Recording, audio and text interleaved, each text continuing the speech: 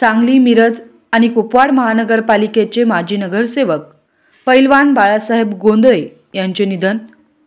आंबेडकरी चळवळीचा खमका नेता काळाच्या पडद्याआड. सांगली, मिरज आणि कुपवाड महानगरपालिकेचे माजी नगरसेवक तसेच आंबेडकरी समाजाचे खंदे नेते पैलवान बाळासाहेब गोंधळे यांच्या निधनाची बातमी ही मनाला चटका लावणारी आहे. ते सांगलीतील सिद्धार्थ परिसरातील एक प्रभावी आणि लढवय्या व्यक्तिमत्व होते. 2 कार्यकाळ नगरसेवक म्हणून त्यांनी सिद्धार्थ परिसराचे प्रतिनिधित्व करत स्थानिक विकास कामांबरोबर समाजासाठी मोठे योगदान दिले.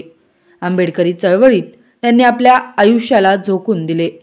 कालकथित विवेकरावजी कांबळे आणि स्वर्गीय माजी आमदार पैलवान संभाजी अप्पा पवार यांच्या मार्गदर्शनाखाली ते राजकारणाने सामाजिक कार्यात घडले.